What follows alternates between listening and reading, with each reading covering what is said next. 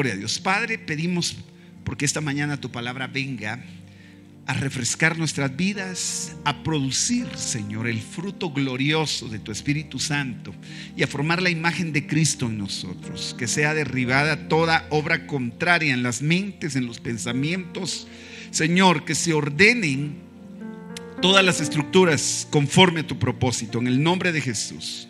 Amén, Señor, amén y amén. Gloria a Dios. Bendecimos a quienes están en los diferentes lugares, hermanos en Costa Rica que se conectan y se reportan, los hermanos de Honduras, en El Salvador, en Nicaragua, los hermanos de Estados Unidos, en fin. Me voy a quedar corto porque hay muchos reportes de gente que recibe esta palabra. Y usted tiene la bendición de estar acá en persona, ¿verdad? Así que los bendecimos y los recibimos con un fuerte aplauso. Esto es Pacto de Gracia, un lugar donde la misericordia de Dios nos ha alcanzado.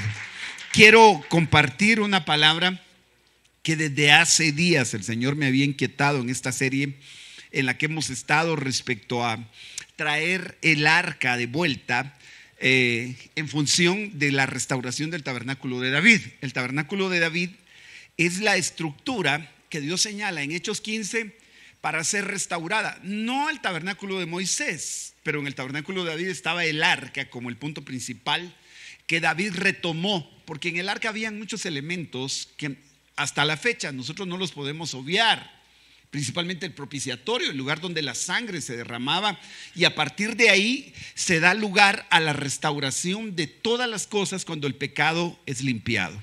Entonces quiero hablar en esta serie en la que estamos sobre la sanidad de tu alma como la sanidad que vas a llevar a tu casa. La sanidad de tu alma es la prosperidad de tu casa. Iba a poner el concepto familia, y de hecho está inmerso. Iba a poner, es la prosperidad de tu familia. Pero algunos van a decirme, no tengo familia, por los solteros o por los que no están con una docena de cipotes. Entonces, quiero que el enfoque lo podamos tener desde la Escritura. No tiene sentido que tomemos el tema si la palabra de Dios no va a ser expuesta. Pues la tercera carta de Juan dice: amado, yo deseo que seas prosperado en todo, así como prospera tu alma. Un versículo muy controversial para los que regularmente no están de acuerdo con la prosperidad, pero yo no conozco un evangelio que empobrezca, sino por el contrario. El Señor vino a pregonar buenas noticias a los pobres. Otra cosa es que el evangelio se pervierta y se predique por los motivos equivocados, poniendo el dinero en su lugar. Eso es otro tema. Entonces, de primera mano quiero establecer algunos pensamientos que los vamos a ampliar a través de la palabra de Dios. Dios gobierna, y cuando el gobierno de Dios está en un lugar, es un hecho que el corazón se restaura. Precisamente el corazón fue lastimado porque Dios no estaba en el gobierno. Pasémoslo al plano natural del concepto, o al plano más común que tenemos nosotros del gobierno. El gobierno establece el cumplimiento de las leyes, o por lo menos vela porque se cumplan. El gobierno debería brindar seguridad, debería brindar paz, debería brindar todo ese ideal que hay del gobierno. Pues cuando llamamos a Jesús Señor, literalmente estamos pidiendo su gobierno. Y de hecho Jesús enseñó a orar diciendo: que se haga tu voluntad aquí en la tierra como es en el cielo. Ese gobierno definitivamente está plasmado por la paz que se recupera. Y no hay un sistema de recuperación plena si no hay paz. Una persona bajo ansiedad, bajo depresión, bajo cualquier contexto en el que no tiene paz, difícilmente se va a poder recuperar y se va a poder sanar. Entonces, observe que es la forma de restaurar todas las cosas. Todas las cosas. Ahora, ese pensamiento tiene un contexto bíblico, y yo se lo voy a plantear aquí en Colosenses 3:15. Y la paz de Dios gobierne vuestros corazones, a la que asimismo fuisteis llamados en un solo cuerpo, y sed agradecidos. Si la paz es la que nos gobierna, es tan amplio el tema como para ver que cuando perdemos la paz, ya no estamos bajo la dependencia de Dios, sino nos empezó a gobernar otra cosa. Usted tenía un socorrito que decía: ay, mi mujer me gobierna. Seguramente ahí no había paz. Y no quisiera yo que el tema de esta mañana se vaya solamente por el lado de que hoy vino a bombardear a las mujeres. No, por Dios bendito, no es ese el punto, porque vamos a tocar tema familiar, cosa que es tan importante en la iglesia. Y el tema familiar no tiene sentido si no empieza por la restauración de un corazón. Por eso es que en Hechos 15, cuando el Señor dice, volveré y restauraré el tabernáculo de David, es un hecho que se van a restaurar las formas de alabanza que David tuvo, se va a restaurar la música, se va a restaurar la danza, se van a restaurar las formas visibles, pero lo más tremendo es que Dios habrá de producir un corazón como el que le dijo a David, un corazón conforme al de Dios. David, un hombre conforme a mi corazón, dice. Ahora, usted sabe el testimonio de David, que no es algo exento de errores. Es más, los pecados más tremendos que usted puede encontrar los va a encontrar en David. Pero ¿por qué Dios habría llamarle un hombre conforme a su corazón? Quiero volver al versículo y remarcar la paz que gobierna el corazón como punto de partida. ¿Qué es lo que vamos a tomar como punto de partida? Vaya, ¿alguien ha valorado la paz? No los acuerdos de paz, que gracias a Dios porque algo cambiaron. No, es que mire, el bien más preciado que Dios le dio al hombre es su paz. Qué rico es dormir en paz, hermano. ¿Por qué la Biblia dice en paz me acostaré y así mismo dormiré? Porque solo tú me haces vivir confiado. Qué tremendo que lo que trajo la justificación de Cristo fue paz. Ahora, bajo esa misma línea, en el Lucas 24 hay un relato impresionante porque, bueno, aparte de que ellos estaban relatando muchas cosas, lo que aquí se describe está muy de la mano con la importancia que Jesús le da a ese estatus de paz en tu vida. El contexto es el de los discípulos en el camino de Emaús, que encontraron a un extraño y fueron platicando con él por mucho rato y nunca se percataron que era Jesús el que iba hablando con ellos y que había resucitado. Entonces estaban tan desconsolados, pero lo reconocieron cuando él partió el pan. Entonces hay un momento donde él se separa de ellos y ellos regresan con los discípulos y empiezan a contar todo lo que les pasó y empiezan a decir, lo reconocimos cuando partió el pan, era Jesús, está resucitado. Y ahí conecto el versículo 36. Mientras ellos relataban estas cosas, Jesús se puso en medio de ellos y les dijo, ¿qué les dijo? Mire, qué tremendo, porque no es la única vez. Si usted cuenta la cantidad de veces que Jesús saluda con paz, eso es extraordinario. Yo creo que a veces antes de entrar a la casa, o mejor dicho, habiendo entrado a la casa, lo que nosotros deberíamos de declarar es, ¡hey! Paz a ustedes. Tranquila, gorda. Como usted le diga, tranquila, mi cielo.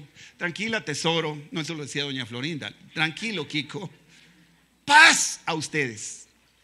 Porque viene un torrente de quejas a veces y cada quien viene pero alterado. Salimos a veces, yo diría, con un nivel de paz a la calle y deberíamos de regresar con ese nivel si no es que ha aumentado.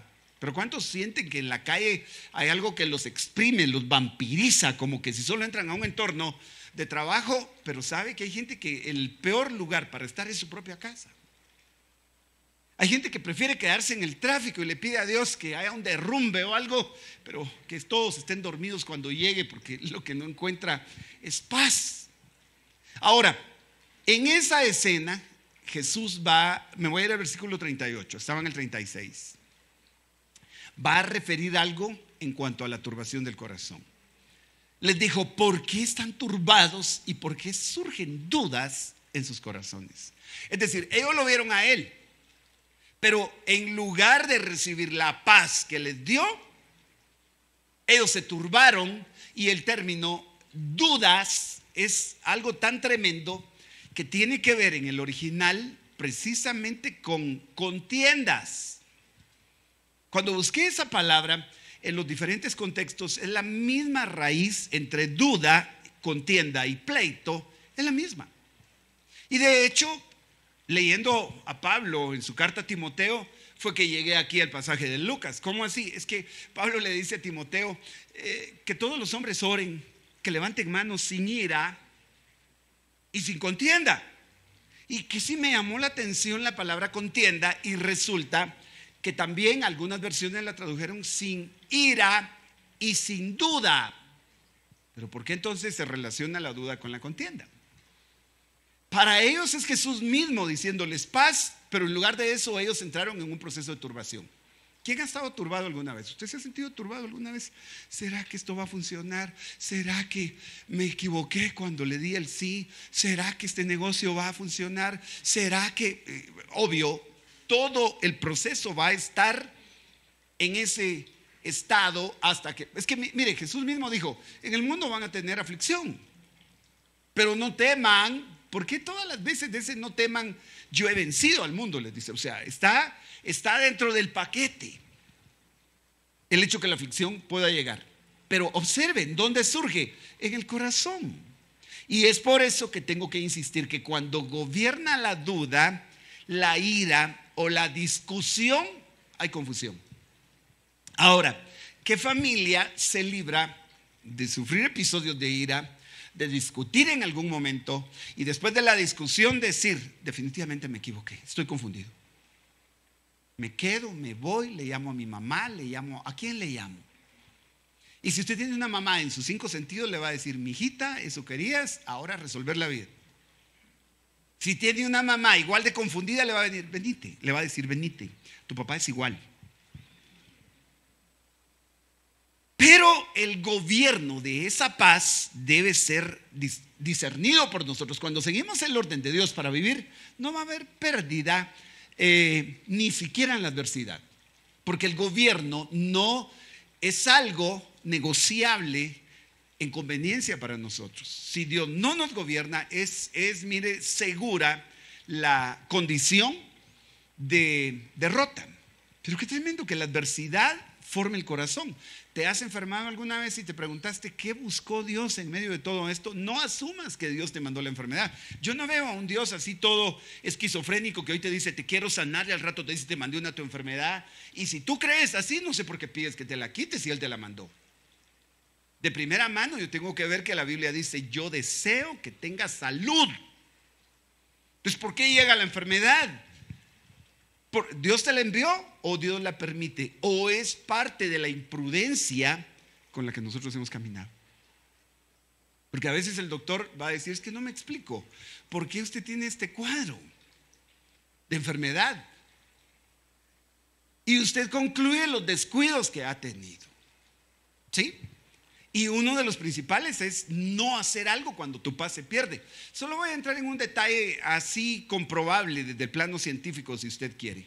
Cualquier alteración hormonal enferma al cuerpo cuando se sale de los parámetros normales. Una sobreproducción de adrenalina, de cortisol, que son las cosas que están asociadas con emociones negativas regularmente, destruyen los órganos y empieza un proceso, hermano, de ataque al mismo cuerpo. ¿Sabe que usted produce adrenalina? Pero usted que quiere otro poco de energía y le pone otra su lata de adrenalina, no sabe los problemas a los que mete su cuerpo o se sujeta a un desbalance. Le voy a decir esto, se comprobó que la sobreproducción de adrenalina y de cortisol cierran el hemisferio que razona en nuestro cerebro. Y cuando usted deja de razonar, se le amplía el área emocional y empieza a decir hasta lo que no pensó, porque el enojo cierra esa área. Ahora, el punto es, el gobierno de Dios con paz tiene la característica de producir todas las situaciones positivas, hablando en cuestión de neurotransmisores o de hormonas que están en nuestro cuerpo, y esas tienen que ver con estados de reparación y estados de placer. Hay una de ellas que se llama la hormona de la alegría o del placer. Pero el tema no es hoy hormonal solamente, tengo que ir a la escritura. En el segundo libro de Samuel voy a conectar los procesos que hemos llevado en esta serie desde que David decide empezar a traer el arca de regreso porque los filisteos se la robaron. Llevamos no sé cuántos temas en la serie y este estaba resguardado y me encontraba con él y era como decir, no es el momento, no es el momento, no es el momento. Y ayer estando en el proceso que me tocó, el Señor me dijo, mañana es el momento. y lo sentí así con mucha certeza. Sé que mucha gente que no está recibiendo esta palabra, pero quiero que se vaya conmigo al escenario en el que David ya decidió traer el arca. Y desde el primer libro de Samuel, usted se recuerda, capítulo 6, los filisteos se roban el arca del pacto. Y el arca era el elemento de las victorias, desde donde Dios dijo que iba a hablar. El arca tenía las tablas de la ley, tenía el maná, tenía la vara de Aarón. El arca era esa especie de mueble. De hecho, yo creo que me tardo, una imagen dice más que 1000 palabras, dicen por ahí. Era específicamente este elemento, ¿sí? Con sus características. Pero ya explicamos que el arca tenía esa tapadera sobre sí con los querubines y sus alas extendidas, porque ahí se depositaba la sangre. Pero en ella hay una explicación muy clara de 2 pactos. El primero no se pudo cumplir. No hay quien presuma de cumplir los 10 mandamientos. El que lo diga está mintiendo, porque la Biblia dice que no hay justo ni aun uno. Nadie lo pudo cumplir, solo Jesús. Ahora, sobre esto, el Señor permitió el derramamiento de sangre que se depositaba aquí en el propiciatorio. Esta es la parte del propiciatorio. Y a partir de ahí es que entendemos que cuando el primer pacto no funcionó, el Señor estableció un pacto superior. Por eso el que cae de la gracia cae de un pacto que es más alto y superior. De lo contrario no se podía caer. Caer de la gracia es querer volver a la ley. No es simplemente, fíjese que la secretaria se fue con el jefe y él dejó a su esposa. Hay gente que cree que caer es el pecado como tal. Pues cuando te justificas por ti mismo, caíste del favor que te habían dado de manera inmerecida, y es ahí donde va a complicarse la situación, como se le complicó a este hombre llamado Usa. Bueno, David intenta traer el arca de la forma equivocada. Puso el arca sobre bueyes y una carreta, no sobre los sacerdotes que tenían que cargarle en sus hombros. Y de inmediato dice que se encendió la ira del Señor contra Usa. Usa es el hombre que trata de detenerla porque va a caer. Y ya estudiamos esto en un tema anterior, donde vimos que Usa quiere decir la fuerza del hombre. Dios lo hirió ahí por su irreverencia y ahí murió junto al arca de Dios. Cuando digo la fuerza del hombre, es tu propio orgullo, tu propia capacidad de decir yo puedo.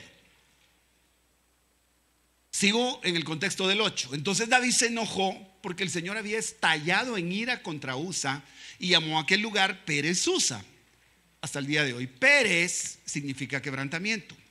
Entonces básicamente es el quebrantamiento de la fuerza del hombre. Vale, eso ya lo explicamos, pero no está de más para poder conectar lo que vamos a hacer esta mañana. Observe, se enojó, y cuando se enojó, ¿qué pasó con su paz? Pero ¿cuál era la razón?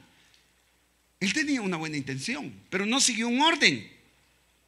Él quiso llevar el arca bajo el modelo que los filisteos habían empleado. Tiempo atrás los filisteos devolvieron el arca con vacas que jalaban precisamente esa carreta, y vacas recién paridas dejaron a sus terneros y las vacas las pusieron, las uncieron, no las ungieron. Uncir es colocar exactamente esa sujeción para jalar en su cuello. Y David toma el mismo patrón.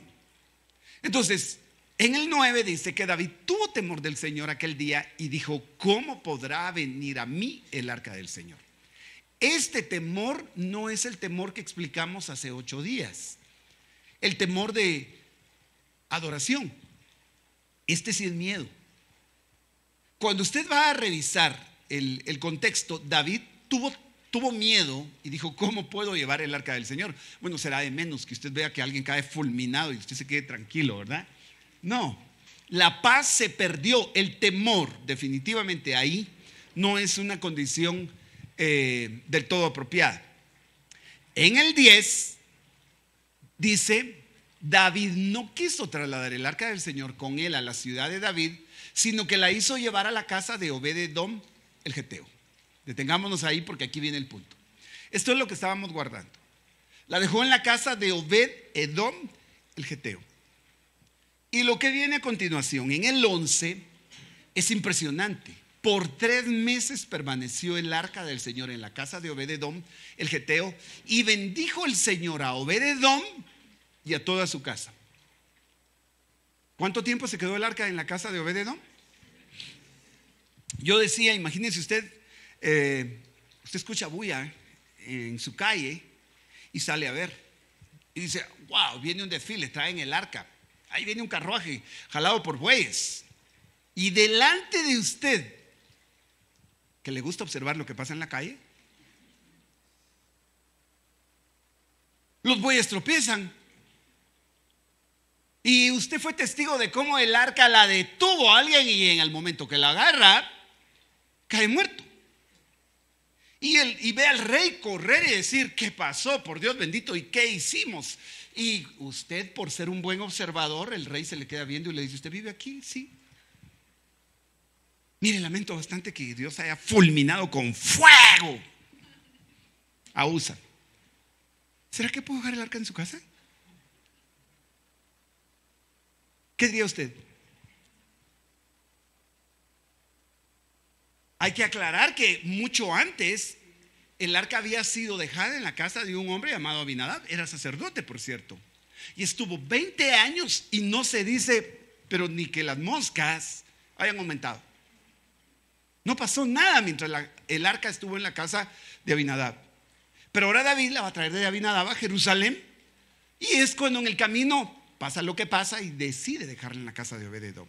Lo impactante es que hay un secreto que Obed-edom tiene que haber practicado como para que el Señor lo bendijera, no lo consumiera y toda su casa prosperó. ¿Cuál será el secreto de Obed-edom? Y David tuvo que aprender definitivamente. Bueno, era el arca, sí, pero la misma arca la había tenido Abinadab y nada pasó. Entonces, la forma en la que se trata, la forma en la que se ministra, la forma en la que se atiende lo que Dios te ha dado.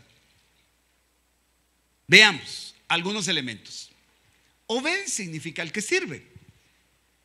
Edom tiene muchos significados y usted los puede ampliar, pero uno de los más tremendos que me llamó la atención es que es la palabra rojo o sangre. Entonces, Obed-edom es el que sirve la sangre. Y por alguna razón, bueno, Josefo, que es un historiador, eso no es Biblia. Josefo es un historiador que trató por todos los medios de armar escenarios de lo que pudo haber sucedido. Él afirma que pudo haber sido que Obed-edom aprendió a ministrar la sangre. Por cierto, venía de una tribu sacerdotal. Aunque en el contexto se dice que era geteo, y los geteos eran de Gat. Personaje ilustre de Gat, Goliat. Pero a lo que quiero llegar es: ¿qué hizo Obed-edom? La Biblia dice que sin derramamiento de sangre no hay perdón de pecados. Es por la sangre que somos redimidos de toda maldición. Entonces creo que a partir de aquí tiene sentido que cuando David retoma el arca, ya ordenó el proceso con los sacerdotes, pero ahora cada 6 pasos hay un sacrificio, hay un derramamiento de sangre. Y eso es básico para entender lo que viene, porque la primera área de bendición es nuestro corazón y nuestra familia. Quiero remarcar esto y voy a hacer una comparación posterior con otra cita. Bendijo el Señor a Obed-edom y a toda su casa. ¿A quién bendijo primero? Usted va a notar el orden de la restauración que Dios hace en una familia. Dios no bendice a la familia así en términos globales. Bendice a los Sánchez diría alguien. Dios bendice a los Brown. Dios bendice a los Trump. No, Dios va a empezar por bendecir un corazón, y por este viene la restauración. No por gusto se va a decir en el libro de los Hechos: serás salvo tú y tu casa. No lo puedo ver en el sentido: será salva tu casa y luego tú. No, Dios empieza por alguien, y creo que esa bendición, porque después la vamos a ver, aquí estoy en Samuel, después la vamos a ver en Crónicas, el mismo relato, bueno, no el mismo, pero un poquito más de información. Observe, lo bendijo. Y ahora que ya tengo esa línea de pensamiento, si la primera área de bendición va a ser la familia, el enemigo va a buscar por todos los medios de saltarte los grados que debes aprobar, así como cuando estás en la escuela. ¿Quién no quisiera ir de primero primaria a sexto primaria? No, algunos son más ambiciosos y querrían ir a sexto perito si quieren. ¿Qué papá no diría, miren, mi niño tiene 7 años y ya lo gradué como perito contador? Y el próximo año se va a graduar como abogado y notario. Y yo diría que en 2 años es magistrado de la corte. No, hay procesos. Pero esos procesos tienen que ver con tratos con el corazón. Y yo sé que formar una familia es un proceso. Para los que ya se casaron, hay buenas noticias. Cambien ese rostro. Para los que se van a casar, igual son las mismas noticias, pero solo que ustedes sonríen más rápido. Observe, la familia es un semillero desde antes de nacer. O sea, nosotros fuimos un campo de siembra desde el vientre y empezaron a cultivar en nosotros sin darse cuenta. Bueno, tal vez el término no es cultivar, sino empezaron a dejar semillas sin darse cuenta, que ahora dan unos frutos espantosos o frutos muy agradables. La seguridad con la que tú te manejas, o la inseguridad, o esos celos que son amargos y que enloquecen, podrían tener una semilla de inseguridad desde mucho antes del día en el que tú conociste a la persona que está celando. Dios quiere resolver, creo, primero nuestro corazón, porque la restauración, como la destrucción de las familias, parte del corazón. Pero eso es un hecho, porque tenemos tantas semillas en nuestro corazón que ni nosotros mismos las identificamos con nombre hasta que nos empezamos a ver con esos frutos amargos, porque no todos los frutos son dulces. La Biblia dice que la amargura es una situación de raíz amarga. La raíz viene de la semilla. Y lo más tremendo es que va a contaminar a muchos. Entonces, una madre amargada va a ser imposible que no amargue su entorno. Si no, por gusto, en el libro de Génesis dice que cada árbol iba a reproducirse según su género. Es decir, cada árbol iba a dar un fruto por la misma naturaleza del árbol. Si usted siembra un árbol de aguacate, ¿qué espera que le dé? Aguacate. Pero si hay una semilla en nosotros que no es de Dios, por eso es que la Biblia dice que toda planta que el Padre no plantó tiene que ser desarraigada.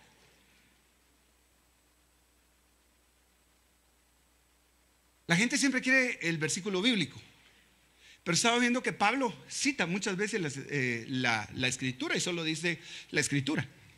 Y allá usted, que Dios lo ampare por saber dónde está.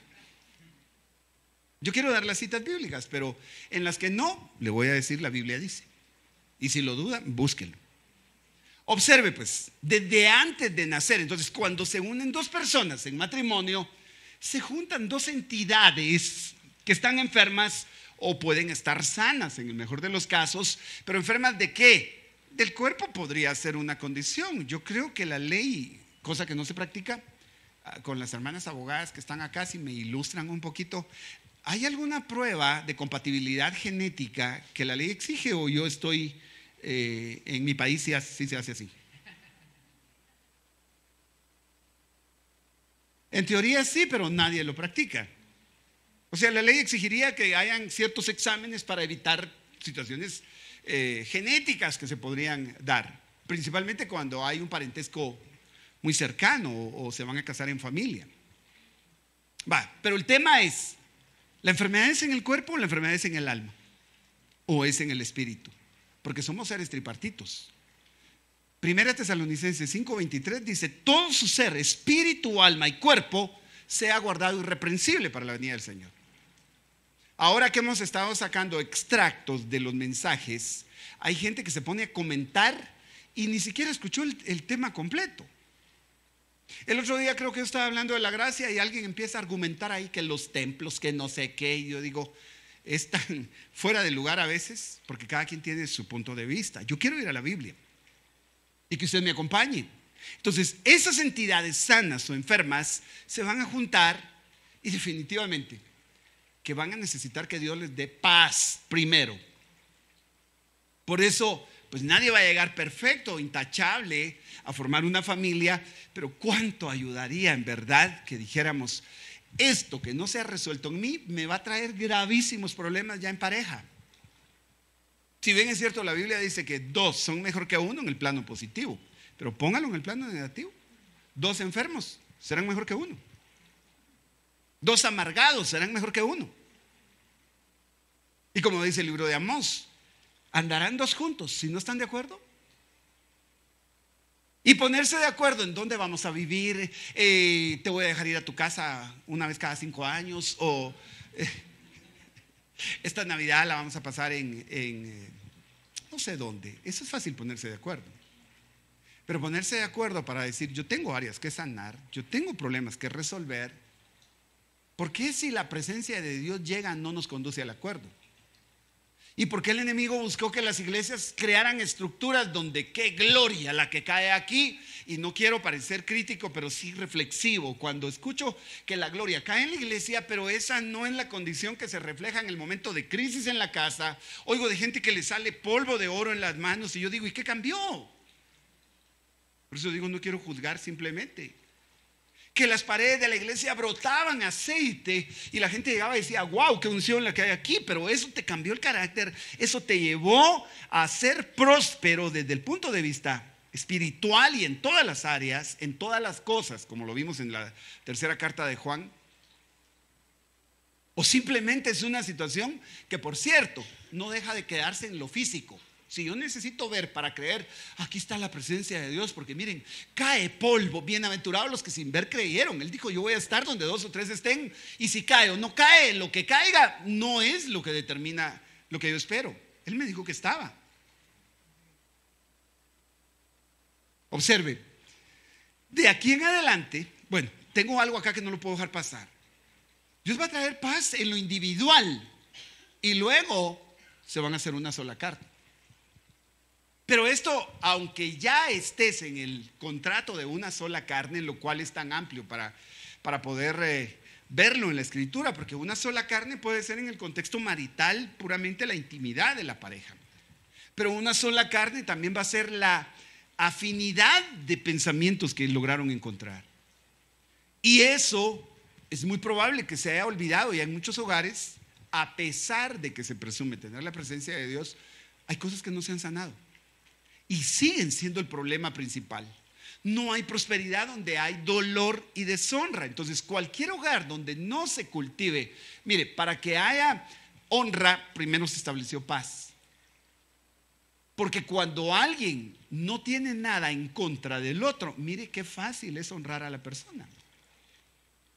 Pero si uno quiere honrar a quien le hirió, a quien le lastimó, y lo peor de esto es que se están cobrando cuentas ajenas.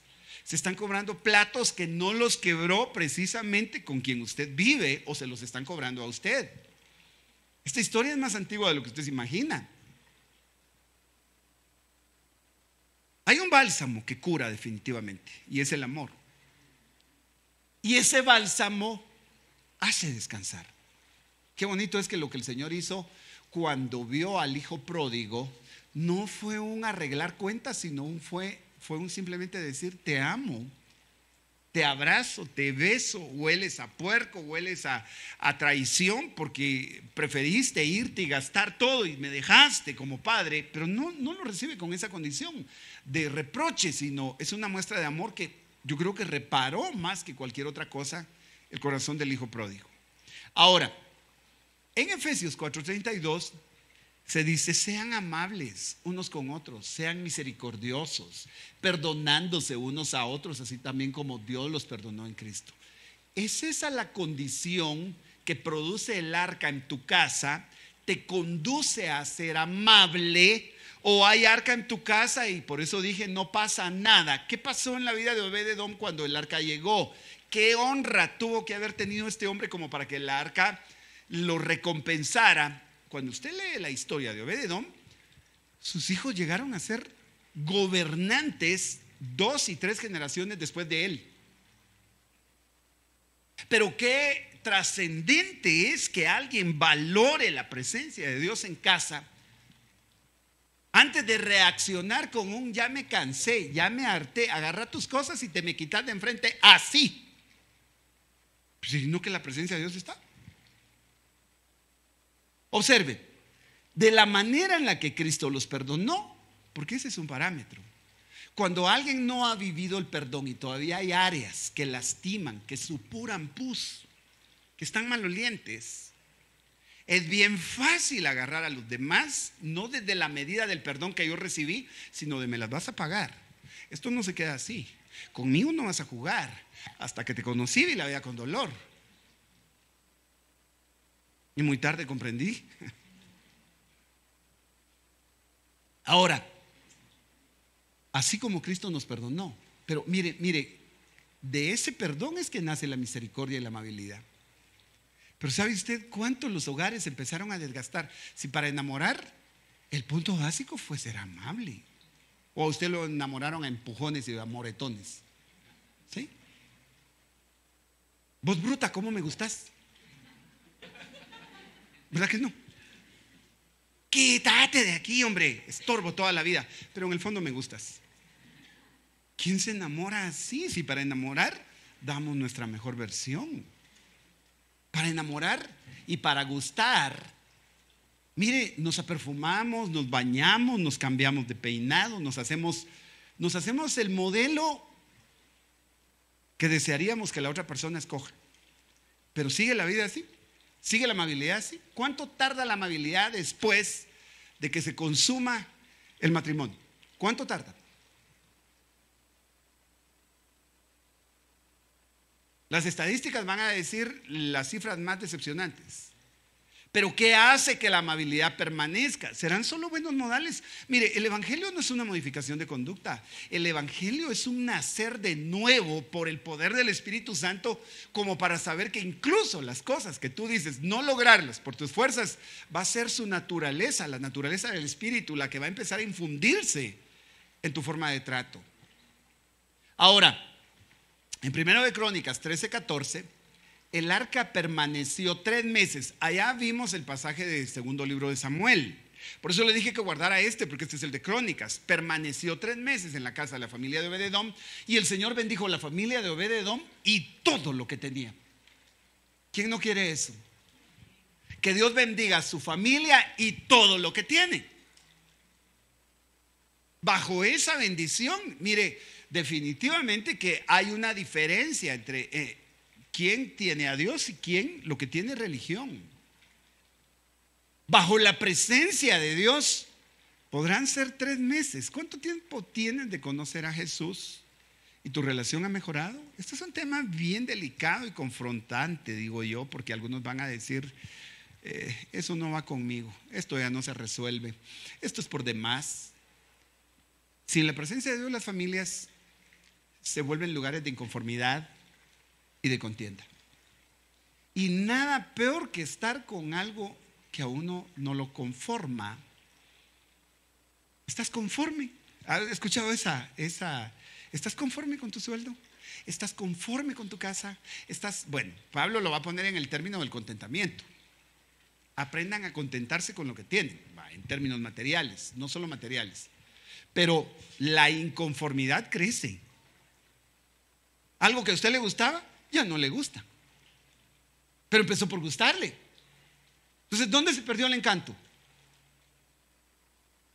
¿Cuál es el secreto que encontró Obed-Edom para que la bendición en 3 meses? Y no puedo imaginar el resto del tiempo, porque sabe que este hombre, después David llegó a traer el arca a su casa y él se fue detrás del arca. Y dice que lo pusieron de portero en el lugar donde David designó.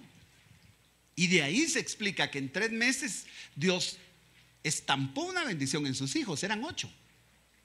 Y encuentra por nombre a sus hijos y lo que Dios hizo con ellos. El origen fue la bendición que él obtuvo cuando apreció el arca en su lugar. Ahora, 1 Timoteo 2:8 es la cita que yo le mencionaba. Quiero pues que los hombres oren en todo lugar, levantando manos santas, sin ira y sin contienda. Entonces, aquí hay un factor de fracaso en muchas familias, porque aunque intentaron resolverse con oración y resolvieron quizás parte, ¿En qué momento no se trató la ira ni la contienda? Fuimos muy rápidos para enojarnos, pero para poder resolver el problema. Hay gente que no lo resuelve, pero ¿sabe cuál es la causa?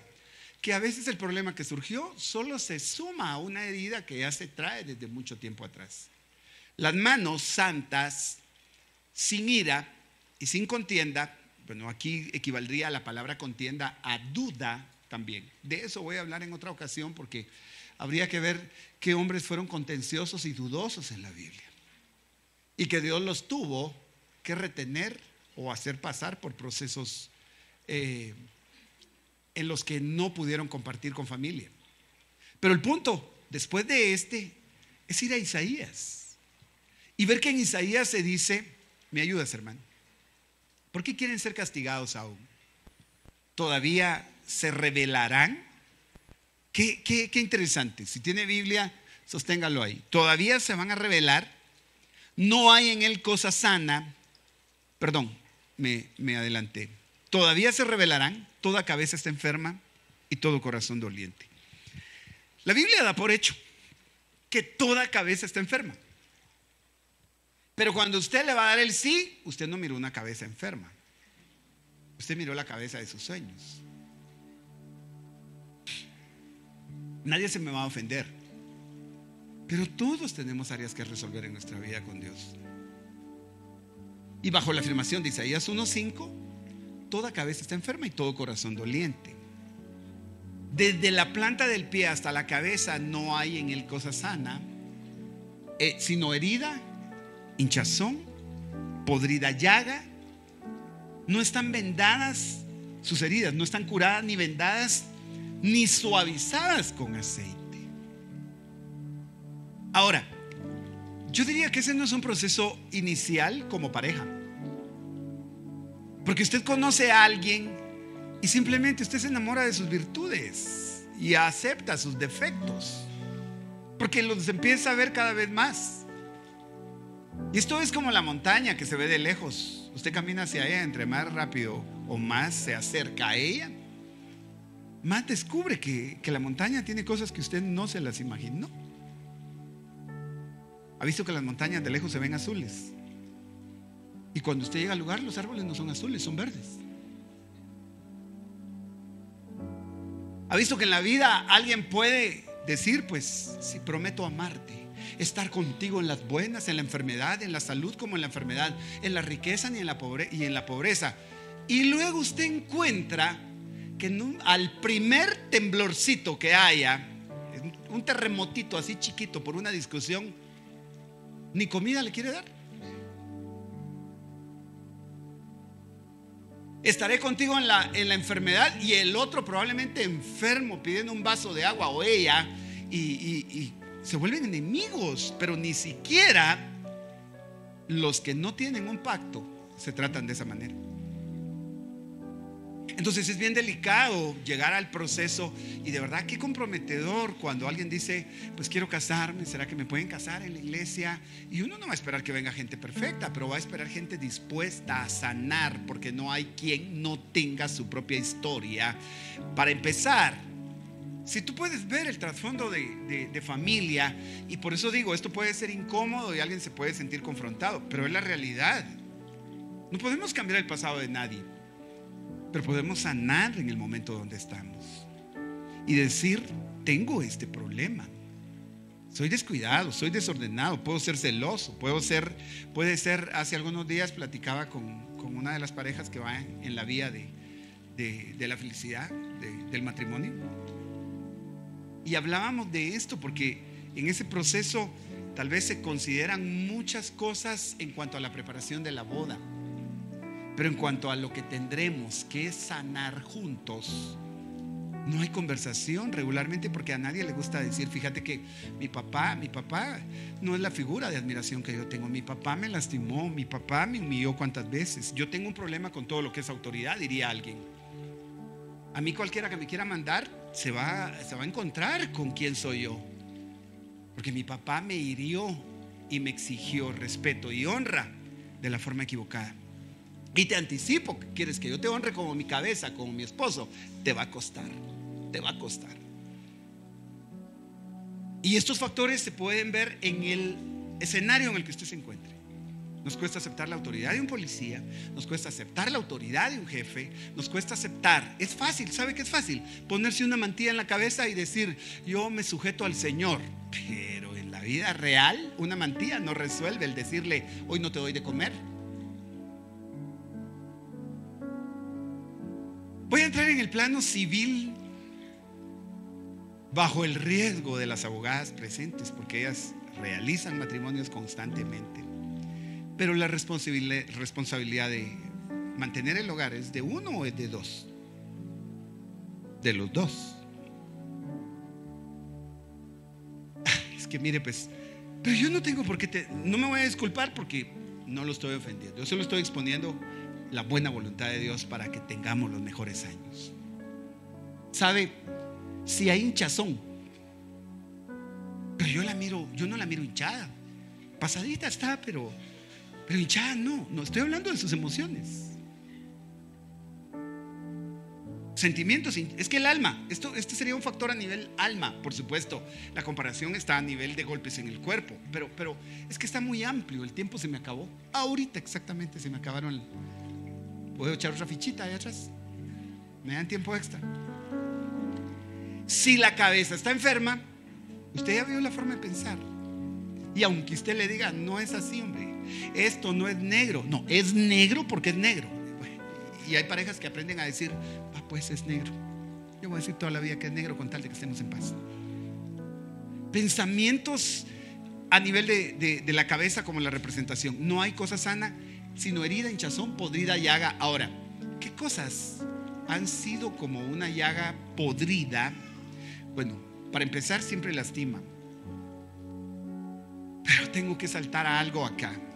La última línea dice que no han sido suavizadas con aceite. Y la versión de las Américas, esta es la Reina Valera 60. La versión de las Américas tiene una llamadita donde dice: no han sido exprimidas las heridas.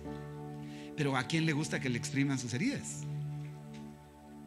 Mira, pues siempre que tú encuentras en alguien algo que a ti no te gusta, pregúntate si el problema eres tú, si empezó ahí, o esta es una raíz que viene de no sé cuántas generaciones atrás, con la que tú te vas a tener que enfrentar para resolver, no para abandonar.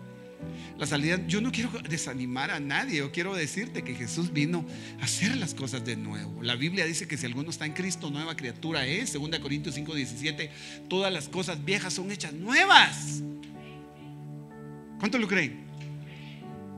Entonces, si una herida se exprime, la puedes buscar en la Biblia de las Américas si quieres. Duele, hermano. Pero tú que la exprimes y sale aquello que no te imaginabas, hasta de color. Y cuando lo exprimes apesta a veces y duele tener que decir: yo tengo este problema. ¿Cuántas personas fueron abusadas desde la niñez y no se lo contarían a su esposo? Y algunas se lo contaron. ¿Y para qué se lo contaron? Porque a partir de ahí se volvió la pesadilla más grande. Pero ¿cuántas personas, no solo mujeres sino también hombres, llevaron un cuadro de abuso y lo único que lograron cuando quisieron abrir el corazón fue ser juzgados? Y por eso es preferible para muchos que no es el paso, porque una herida encubierta nunca sana. Una herida a la que tú la cubres y la envuelves nunca se va a sanar. Las heridas se sanan cuando se exponen. Bueno, primero se exprimen y se exponen. Y bajo el contexto puramente sanitario, habría que desinfectarlas. Y el aceite en la Biblia es una figura del Espíritu Santo. Es que solo el Espíritu Santo te puede suavizar. Cuando la unción viene, lo inmediato que va a hacer es empezar a trabajar en tus pensamientos. Por eso es que yo no comparto, y no me vaya a malentender, yo creo en las manifestaciones del Espíritu Santo, pero no comparto que solo alguien tiembla y todo el tiempo tiembla y todo el tiempo tiembla y el carácter sigue igual, que lo empujaron y se cayó y se levanta y qué santidad, pero solo regresa a la casa y los hijos y el esposo o la esposa, quien sea, va a decir: qué farsa. De aquí es que se va a desprender que unir dos corazones para caminar sin unción. Me ponía yo a pensar en eso y por eso lo escribí así. Es como echar a andar un motor sin aceite que lo lubrique. Usted no puede hacer funcionar un motor al que no le haya puesto aceite y se la renueve y se la cambie, porque el aceite tiene residuos de desgaste y ya no es viscoso en un tiempo. Por eso a cierta cantidad de kilómetros usted tiene que cambiarle el aceite a su carro. Cuando el aceite deja de funcionar en un vehículo, el motor se calienta, las piezas empiezan a friccionar de tal manera que usted funde el motor. Tengo que cerrar el tema de esta mañana.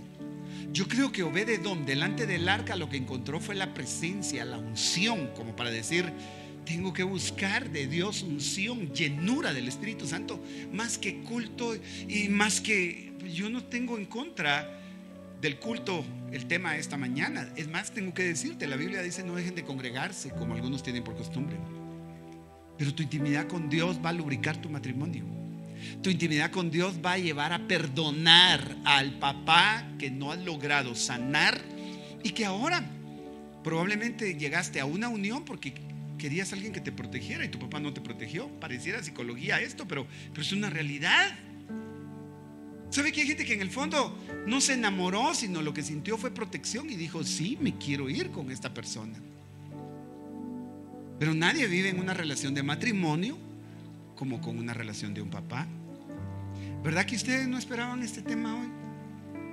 Y yo tampoco esperaba ver a todos los que están hoy aquí. Esperaba ver más. ¿Sabe? Efesios 5:22. Las mujeres estén sometidas a sus propios maridos como al Señor. ¿Usted cree que eso se puede sin unción? A mí nadie me va a mandar, pero ni a mi papá le permití, mucho menos a vos. Está repitiendo un patrón. Fui a traer hoy, tuve que ir a Magdalena y usted sabe, hoy estaba bloqueado o sea, subí muy bien, pero ya no pude bajar. Y mientras estaba ahí en el carro, el Señor me empezó a insistir sobre el espíritu de Jezabel. Es una entidad espiritual que se menciona en el libro de Reyes. Jezabel es una mujer que gobernó a su marido Acab. Acab era rey y ella también era hija de rey. Pero esa mujer, la palabra Jezabel, ¿sabe? Me quedé de verdad pensando, porque la palabra Jezabel, bueno, nadie se va a sentir mal si se llama Isabel, pero en la actualidad es el nombre Isabel, el mismo origen. Pero en el origen de la palabra Jezabel hay una explicación bien tremenda, porque dice que el nombre Jezabel tiene sus raíces en el antiguo hebreo y se cree que se deriva de dos palabras: Iseb, que significa lucir, y Baal, que significa marido. Por lo que se concluye que Jezabel podría interpretarse como la que luce ser como un marido. O sea, ella quiere mandar, ella quiere gobernar. Aquí se hace lo que yo digo. Pues para empezar, mucho cuidado, no me van a malinterpretar las mujeres, porque esto no es una clase de, alguien podría decir eso es machismo, pero Dios estableció un orden sano en el que las cosas funcionen. Si tú tuviste problemas con tu papá, es seguro que vas a tener un cuadro de autoridad lastimado con tu esposo y no vas a querer honrarlo. Entonces, cuando yo digo Dios bendijo a Jezabel, perdón, Dios no bendijo a Jezabel, Dios bendijo a Obed-Edom y a toda su casa. Bueno, el pasaje de Crónicas dice toda su familia. Yo digo que ahí tuvo que haber un orden que se reparó. Pero Jezabel es la que luce ser como un marido. O sea, si ella tenía que estar sometida a su propio marido como al Señor, porque ese es el punto. Si tú te sometes al hombre, lo primero que vas a hacer es ver sus errores. Si tú amas al Señor, si tú sabes que Él te compró, que Él te sanó, que Él te limpió y que Él quiere ordenar tu vida, por supuesto, una mujer tendría que estar loca para sujetarse a otro loco. Si él no quiere una relación con Dios, si él no quiere nada con Dios, va a ser más difícil sujetarse a alguien en esas condiciones. No digo que no sea posible. Ahora, porque el marido es la cabeza de la mujer, así como Cristo es la cabeza de la iglesia, siendo él mismo el salvador del cuerpo. Por no tocar estos temas es que pasan las cosas que pasan. Y un día de tantos mandan al esposo a dormir con Firulais y a compartir la misma chamarra los dos. Pero ¿qué mujer en sus cabales le diría a su cabeza: quítate de aquí, cabeza, una patada, fuera? No, si cree la palabra. Ahora, si no la cree, ni platiquemos al respecto, pues, porque el orden es bíblico y pareciera impuesto. Pero no está de más el tema del pasado miércoles. El Señor no forza ni impone a nadie. Su yugo es fácil, su carga es ligera. Y cuando alguien se enamora de Él, por Él es que puede ganar el alma del marido que al principio no estaba con Dios. ¿Sabe? Junto a esto, aún así como la iglesia está sujeta a Cristo, también las mujeres deben estarlo a su marido en todo. En todo es. ¿En todo? ¿Y qué es todo? ¿Es que deseo que seas prosperado? En todo. ¿Es que el Señor bendijo a Obed-Edom? ¿En qué? En todo. ¿Qué es todo? Eso aplica para ciertas cosas, hermano. No estoy de acuerdo. Que Él me diga qué tengo que hacer y qué no tengo que hacer, no se lo admito. El tema es bien controversial, pero no deja de ser una verdad en la que Dios ordena. David tuvo que ordenar quién llevaba el arca y cómo la llevaba para no cometer otra muerte de alguien que se resistió por su propia fuerza, Usa. Pero como cualquiera diría, es que solo a las mujeres. Mire, si esas mujeres van a poder instruir a las jóvenes a que amen a sus maridos. Fíjese que Pablo le escribe a Tito y le dice que instruya a las mujeres, a las ancianas, para que ellas instruyan a las jóvenes. Imagínate que tu hija te ve con tus arrebatos, como marido, como esposa. Lo vas a poder instruir y decirle: mi hijo, la Biblia dice esto, pero yo escogí esto otro. Había un orden en Israel. Jezabel no tenía que mandar a su esposo. Y en Apocalipsis 2:20 el Señor le escribe a la iglesia de Tiatira y le dice: ahí tienes a esa mujer. Sí, Jezabel se la comieron los perros hace miles de años. Murió comida por los perros. Solo su cráneo y sus talones se encontraron. Y yo leyendo el pasaje dije: Señor, ¿y por qué los perros no se comieron ni el cráneo? ¿Qué ideas tendría esa mujer que ni los chuchos la quisieron? ¿Y ese espíritu influye en la forma de pensar? Sí, influye en la manera en la que Él no te va a mandar. Es que no, es que sola no estás, no te vas a dejar, no. Y yo decía: Señor, pero entonces la forma de ese cráneo sigue vigente en muchos, sí. Y los talones, la forma de andar. ¿Cómo llevas tu matrimonio? ¿Lo vas a llevar a la manera de Dios? Tú escoges. ¿O vas a condenar a tus propias hijas? Si imagínese usted que va a haber que instruir a las jóvenes a que amen a sus maridos. ¿Y cómo se le instruía a una hija? Hija, ama a tu ama a tu marido, porque yo a tu tata ni verlo puedo. Mija, yo deseo lo mejor en tu matrimonio, porque el mío no puede ser. No, definitivamente no puede ser así. Que amen a sus maridos y que amen a sus hijos, a que sean prudentes, puras, hacendosas en el hogar, amables, sujetas a sus maridos, para que la palabra de Dios no sea blasfemada. Porque ahí viene el primer punto. Viene la crítica de la familia y de quienes conocen y saben, y no que cristianos. Y lo peor es que todavía tienen la imprudencia de publicar todos sus problemas en el Face. Y en lugar de decirse lo que deben decirse de la forma correcta, se lo dicen a través del Facebook. Y usted sabe que hay seguidores así a telenovela. Usted tiene sus fans.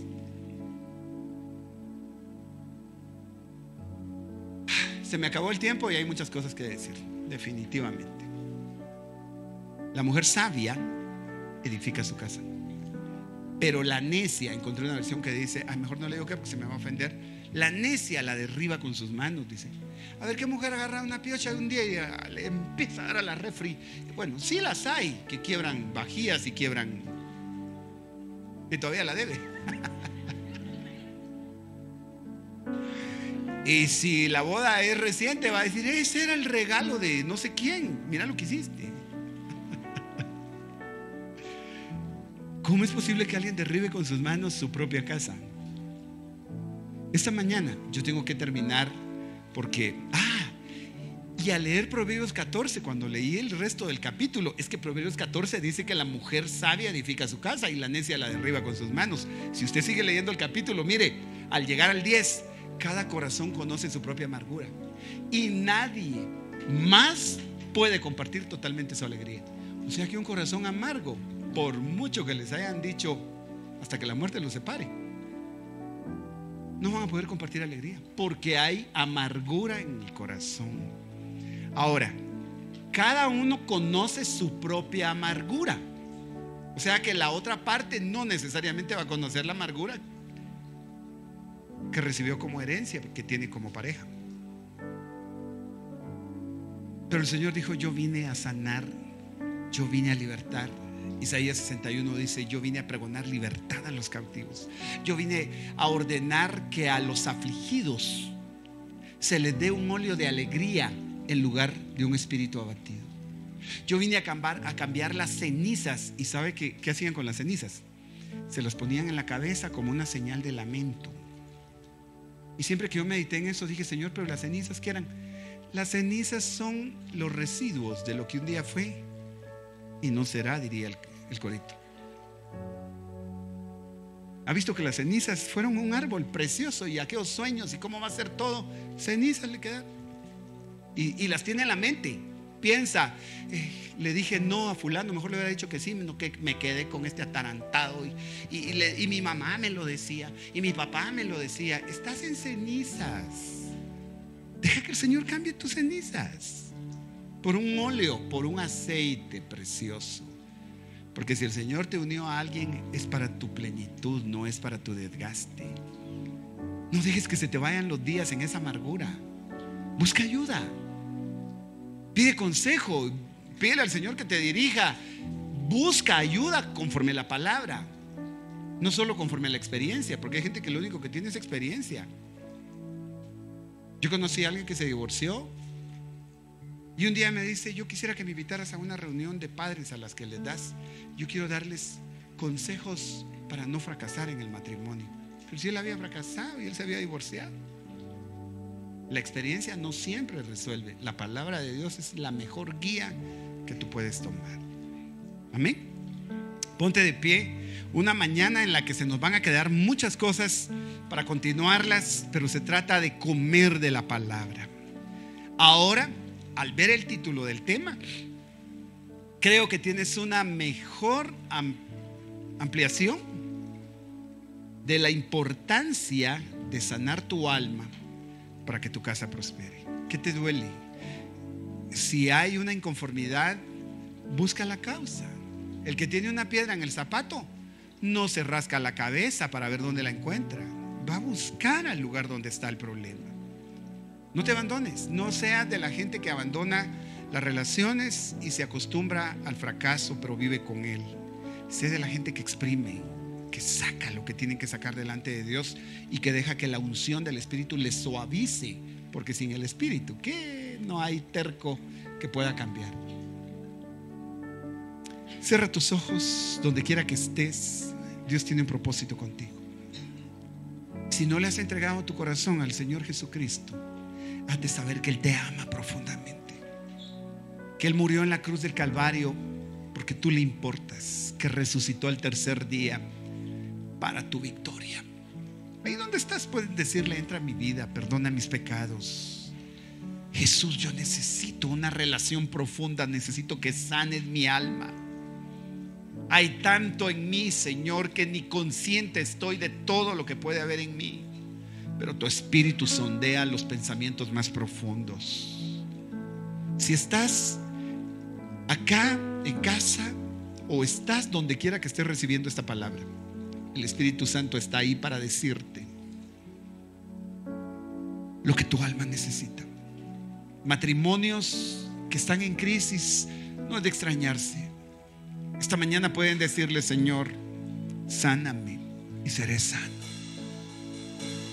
Quizás dupliqué mi inconformidad cuando me uní a alguien, pero tú quieres plenitud en absoluto sobre mi vida. Y yo te voy a creer, Jesús. Que tu espíritu me guíe a la verdad que necesito en las áreas que deben de sanar. Señor, yo levanto esta mañana una oración por tu pueblo, por cada una de estas familias que tú quieres prosperar. Te voy a recordar lo que la Biblia dice. Él es el que sana todas tus dolencias. Él es el que rescata del hoyo tu vida. Él es el que perdona todas tus iniquidades. Él sacia de bien tu boca.